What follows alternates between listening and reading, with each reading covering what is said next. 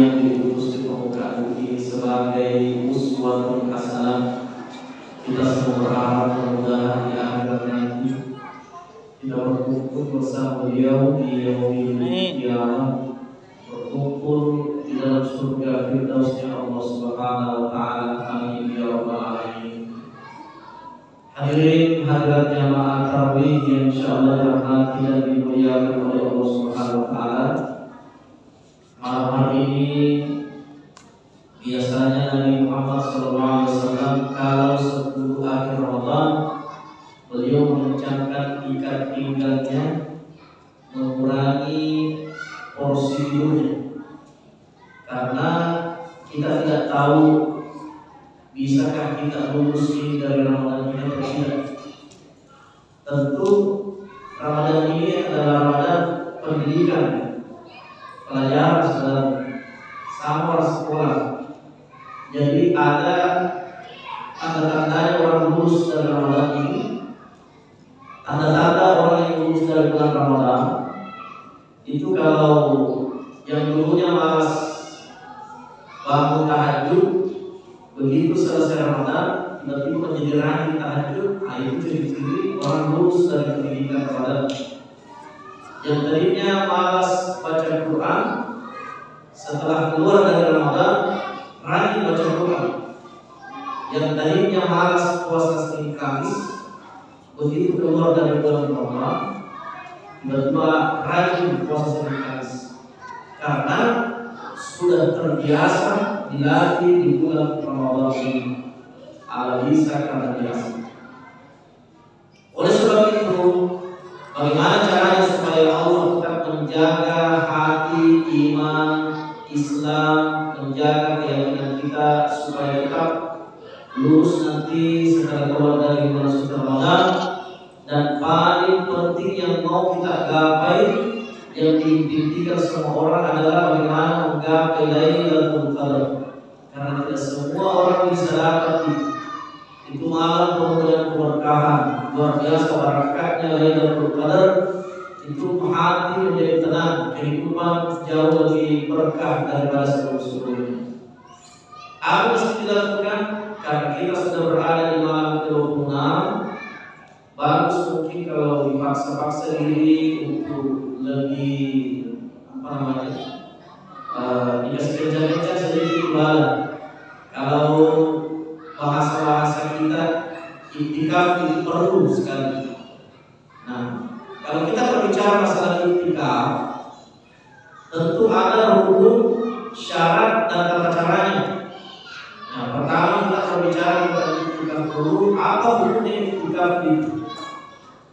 Iktikaf itu punya 3 hukum. Yang pertama, iktikaf itu bisa menjadi wajib, bisa menjadi sunnah, bisa menjadi makruh. Apa yang iktikaf? Iktikaf itu berdiam diri di masjid. Tapi bukan berdiam diri itu saja. Karena ada orang berdiam diri di masjid tapi main game. Nah, itu bukan iktikaf namanya. Ada orang berdiam diri di masjid tapi cerita, bukan iktikaf namanya. Ada juga orang berdiam diri di masjid tidur, diam diri, bukan iktikaf itu. Tapi apa itu iktikaf? Iktikaf itu berdiam diri di masjid, lakukan amal soleh, berzikir, membaca Al-Quran atau sholat qiyamul lail. Nah, ini sama kayak yang dilakukan di Masjid Raya itu. Kalau 10 akhir Ramadan ini luar biasa semangatnya orang betul-betul beribadah luar biasa. Nah, ada yang sholat tahajud, ada yang sholat lain. Sama itu sholat lain tahajud. Beda itu kalau tahajud harus tidur dulu. Kalau sudah tidur tahajud namanya, kalau dapat tidur lain namanya. Tapi pahalanya sama. Yang penting sholat lain. Tapi juga sholat lain itu namanya. Tapi beda karena ini masih kita lakukan di awal malam. Ya, kalau lain tahajud biasanya dilakukan di sepertiga malam. Sekarang kita bicara tentang hukum tahajud, hukum iktikaf. Iktikaf itu bisa menjadi wajib hukumnya kalau kita pernah bernazar. Ya, kalau misalnya ada orang bilang nanti kalau saya masih panjang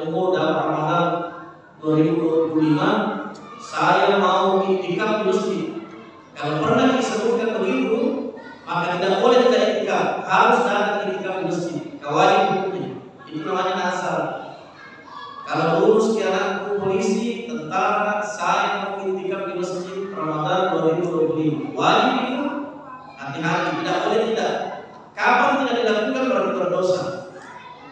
Kalau nanti saya ini, kalau nanti ini, pokoknya apa saja yang didasarkan. Nah, dasarkan iktikaf di masjid, misalnya, maka wajib dilakukan. Kapan iktikaf menjadi haram? Kalau ibu-ibu misalnya mau datang di masjid iktikaf tapi dilarang sama suaminya, ya maka ibu-ibu tetap datang iktikaf. Suaminya sudah bilang tidak usah datang di masjid, layani saja saya di rumah. Ya, suami mengajak berolahraga di kamar tapi masih saja mau datang di masjid iktikaf. Ayah bapak tidak boleh juga. Mau datang di masjid ini? Jangan mati, mau tetap datang di masjid, maka iktikaf itu menjadi haram. Yang tadinya asal mulanya sunnah, berubah jadi haram. Kan ada kaidah yang mengatakan dalam Islam ini, kalau bertemu hak sunnahnya Allah dengan hak wajibnya manusia, maka yang perlu didahulukan hak wajibnya manusia, tinggalkan hak sunnahnya Allah. Bagaimana contohnya? Contoh lagi, kalau ibu-ibu lagi puasa sunnah di luar Ramadan, suaminya mengajak berolahraga, dibatalkan puasa sunnahnya terlanjur. Ya, bagus guys. Karena sunnah hukumnya, sementara panggilan suami wajib untuk dipenuhi. Kecuali kalau puasa wajib, misalnya di luar Ramadan puasa Nasar atau puasa Qada, bukan puasa. Suami mengajak untuk berolahraga.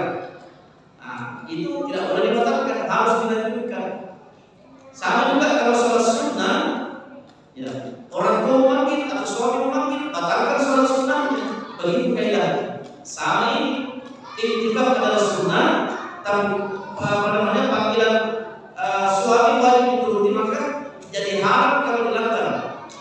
Nah, sekarang yang ketiga, kapan iktikaf itu menjadi makruh?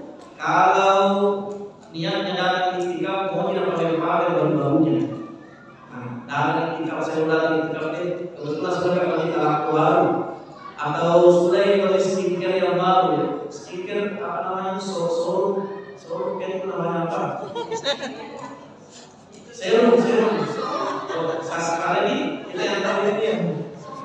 Misalnya ada sesuatu yang baru yang dia pamer, maka hukum iktikaf pada saat itu berubah menjadi makruh. Apa itu makruh?